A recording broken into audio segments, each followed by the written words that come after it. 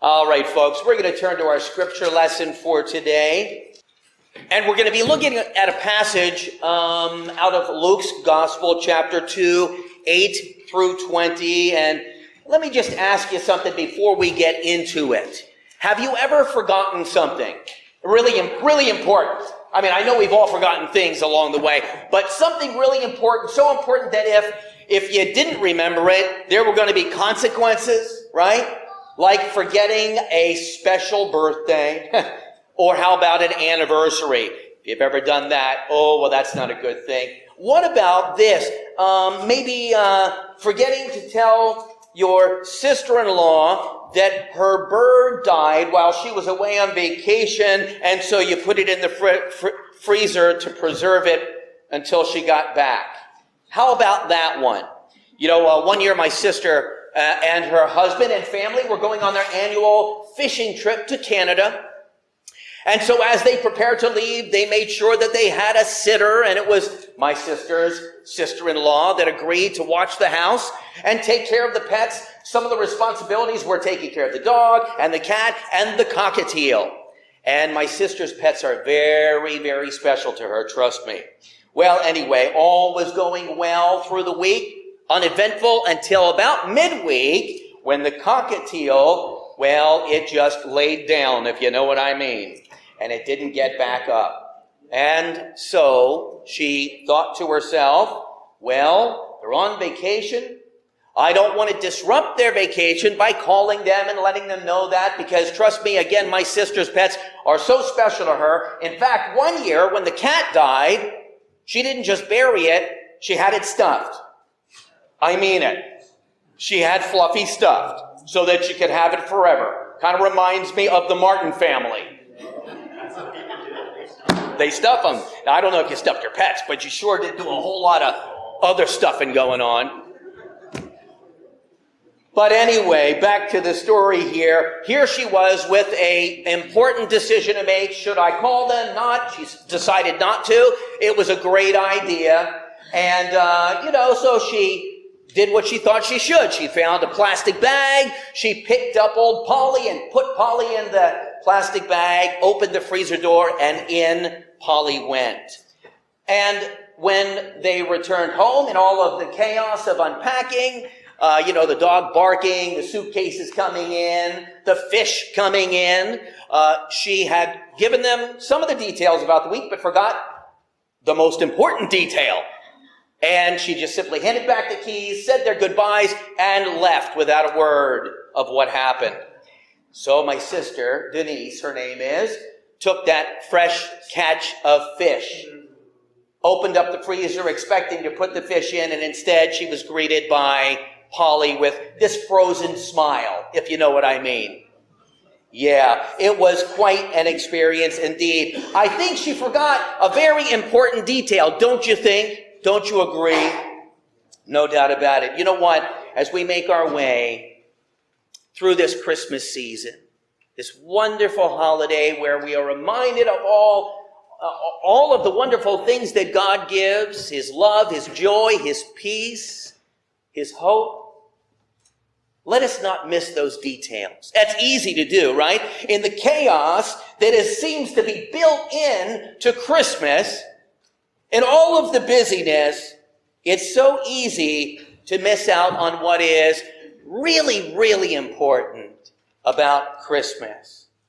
Now, I would be the first to admit that I love Christmas, everything about it. I love the presents and the lights and the trees. I even like the things that make people go crazy, like the crowds at the malls. I don't mind that. It's fun for me. I like the Christmas cookies and the Christmas specials and caroling and preparing for a Christmas play, as crazy as that might be, and it has been, as we make our way toward Christmas. I love all of those things. But if I am not careful to keep things in perspective, then I will just miss out on what's most important about Christmas. I will get lost in the Christmas drama. Absolutely. So for 2 weeks today, as Pastor Neil was saying, why'd I do that? Second time I called you that. It's me and names. Pastor Neil was explaining to you, as I will reiterate, today and then in 2 weeks, we will have what's called a mini-series, Rising Above the Christmas Drama. Coincidentally, they're both of those flank, right, or bookend the drama that we're going to have next week. But that'll be good.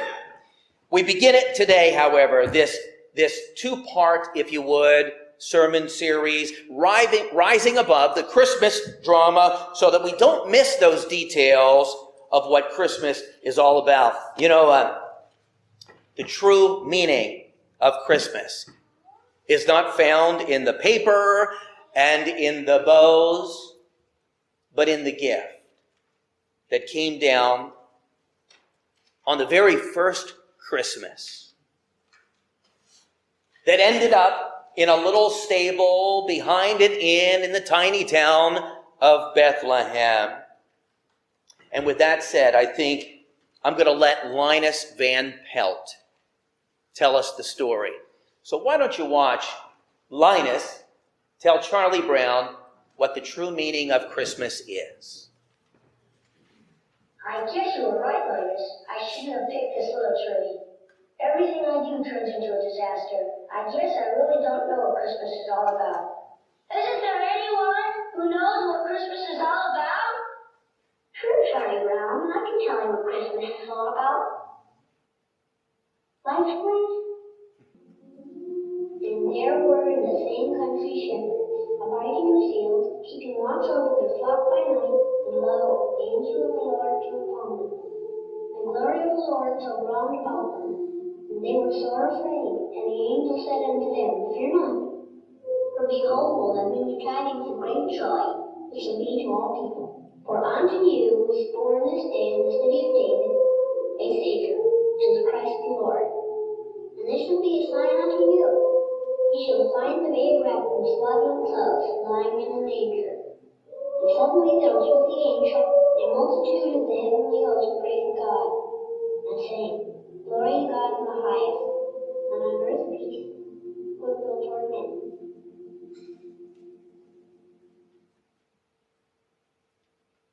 That's what Christmas is all about, Charlie Brown. I knew I could squeeze in a Christmas special. But you know what, folks? That is what Christmas is all about, right? Isn't that it? That's the story of Christmas. It's not in the gifts, but in the gift that came down from heaven. It's not even about going to church where we can be near God. It's about God coming down to be near us, to be with us. You know, that is what Emmanuel, another name for Jesus, means, right?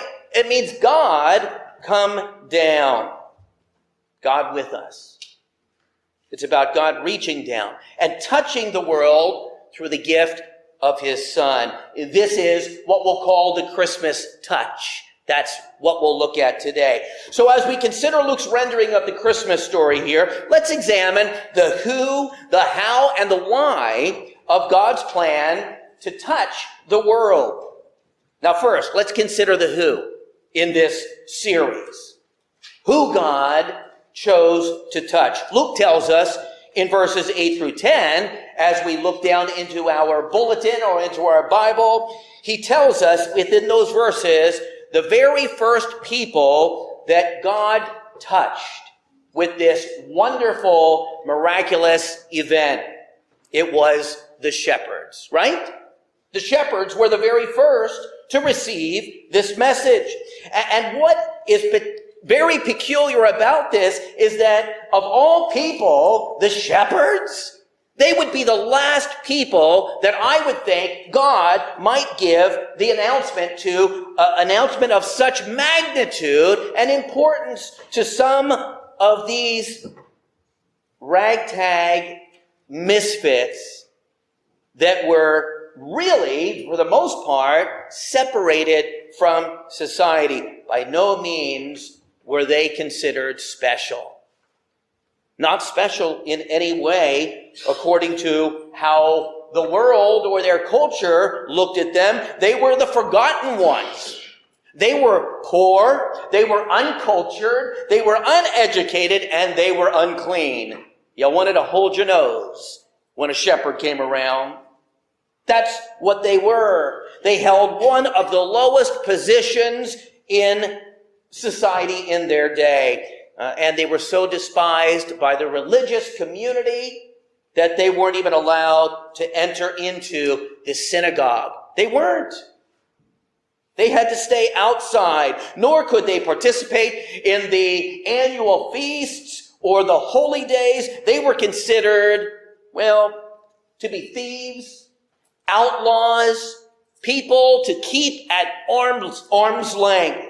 They were not trusted, so much so that their word was no good in a court of law. Even if they witnessed something, they could not enter into a court of law and give testimony because it would not be credible.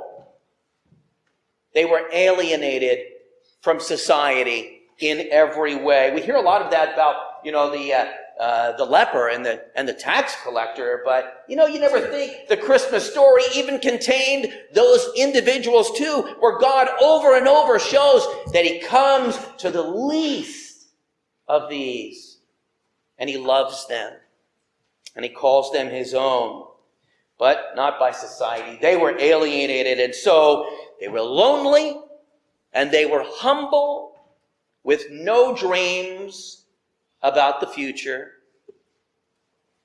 They had nothing to look forward to. And so they lived for the day and for the moment. And yet this group is the ones that God chose to reveal the most significant event in all of history. I mean, you can't get more significant than God with us. God with us. What then does that tell us about God? I think that's important for us to just take that in for a moment. Because I don't know about you, but I can look at myself and be pretty hard on me sometimes. And I can say, what could God see in me? How could God use me? What am I worth to God?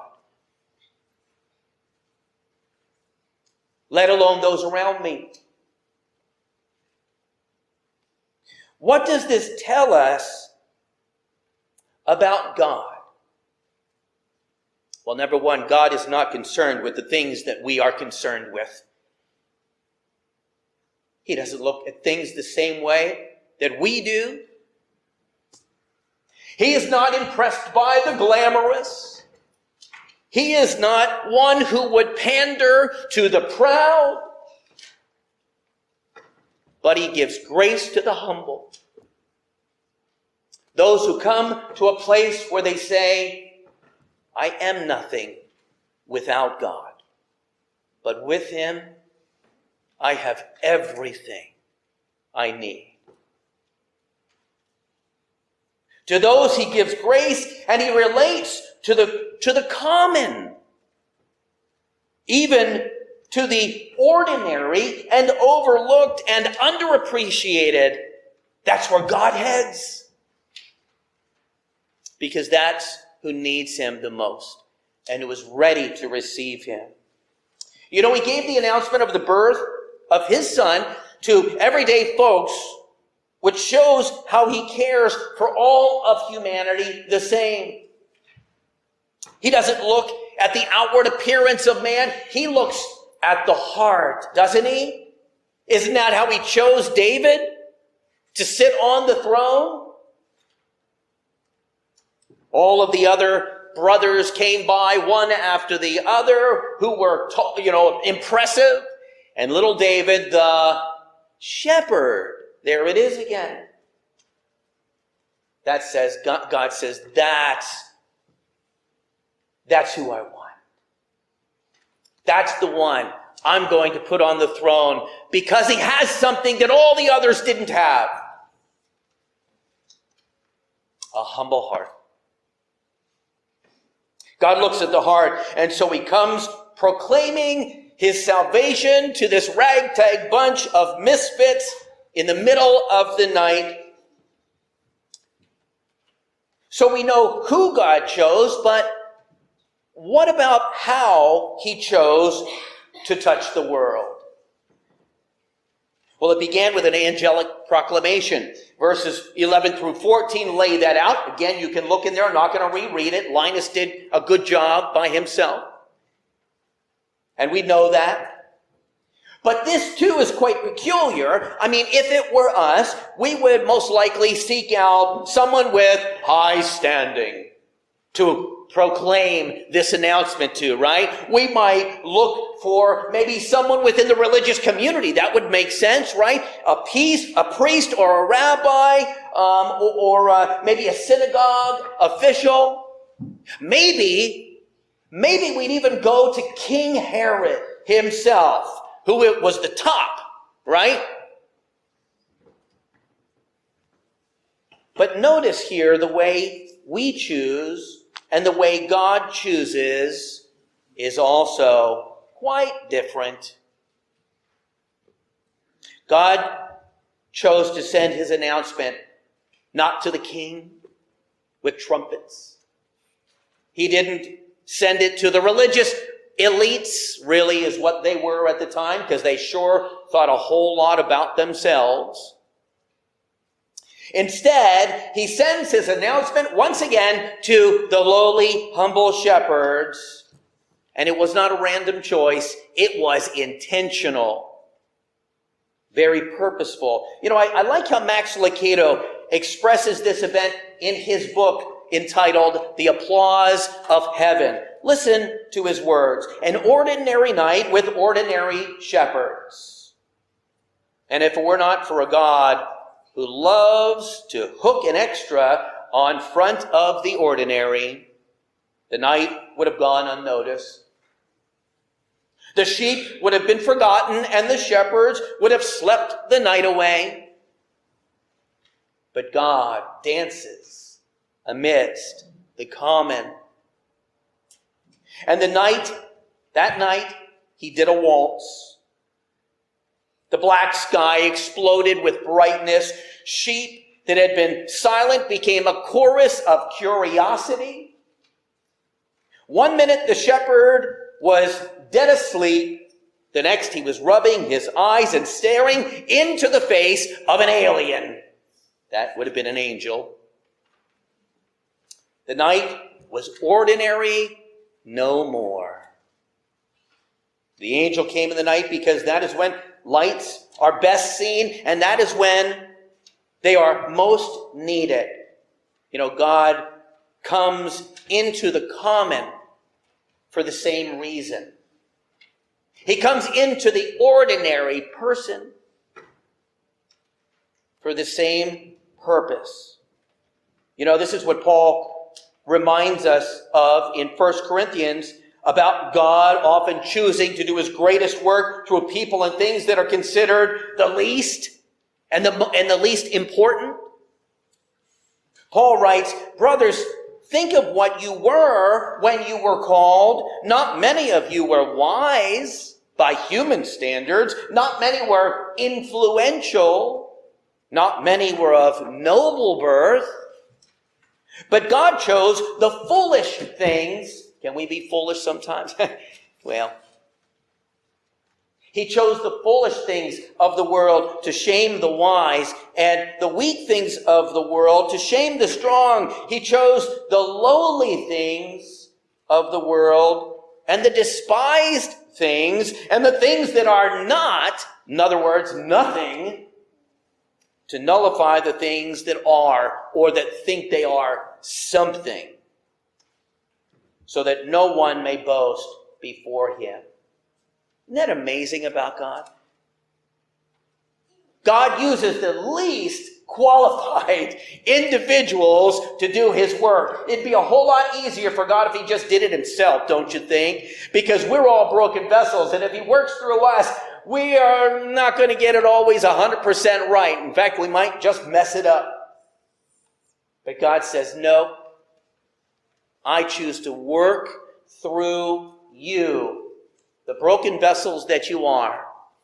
So that way, when something wonderful comes from it and God's plan is fulfilled and his purpose is complete, then nobody can say, look what I did.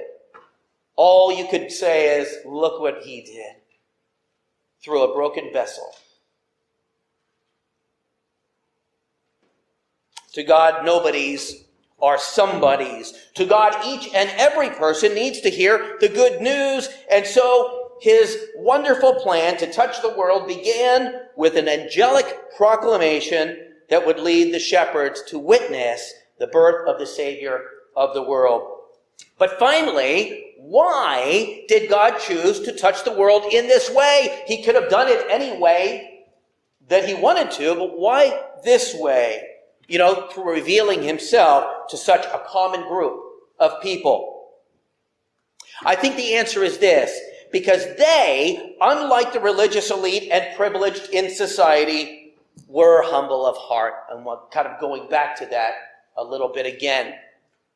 They were humble, and they were ready to receive the news with great joy. And once they received the news, they eagerly dropped everything to seek him. That's what a humble heart does. When it finds the answer, the solution, it doesn't wait, it hurries toward reconciliation, toward forgiveness, toward fulfillment.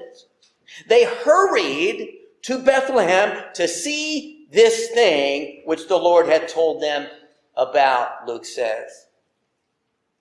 And thus became the first guests to arrive at this miraculous event. In addition, however, not only did they have a humble heart that enabled them to receive it, but you know what? You can receive something and then just keep it for yourself, can't you? Oh, we do that so often. We receive all the wonderful things that God gives, and we tuck them into our heart and into our pocket, into our accounts, whatever it might be. It doesn't have to be money. It could be a good word.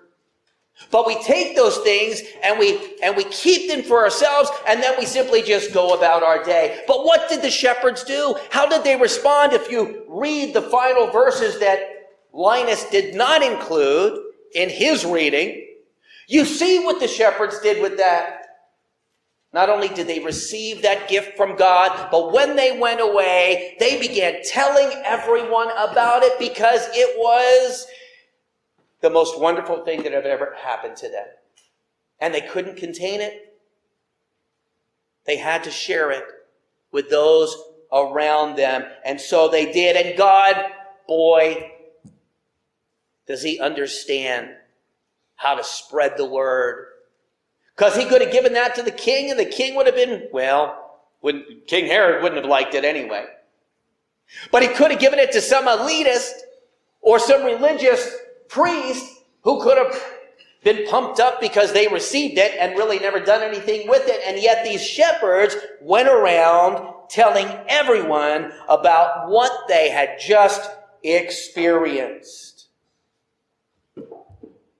Like God, we too need to connect with those around us, especially those who are the overlooked, who are the lost and alone, those who have really no hope for a future, but kind of just simply live in the moment.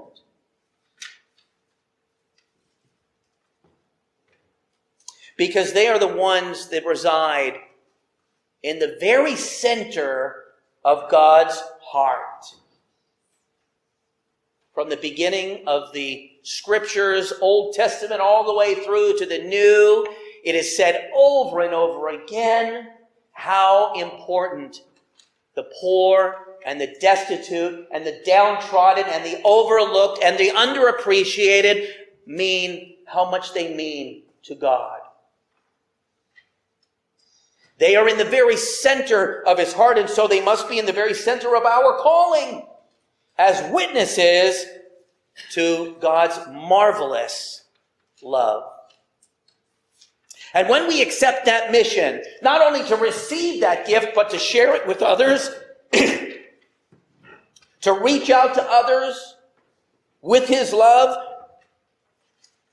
well, then we take hold of God's hand too, as he extends it out to touch the world.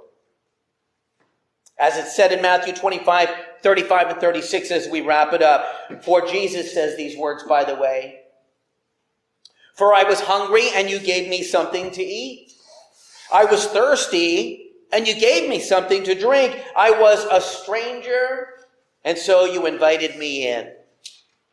I needed clothes and you clothed me. I was sick and you looked after me. I was in prison and you came to visit me. I tell you the truth. Whatever you did for one of the least of these brothers and sisters of mine, you did for me. You see that? When we help others, we connect with God. And he reaches down and he grabs a hold of our hand and he helps us fulfill his great purpose.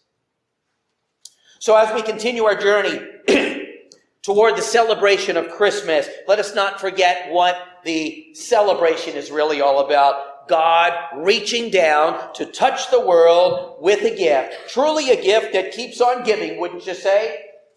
Because that gift is salvation. Salvation through his Son. This is the wonderful, marvelous touch of Christmas.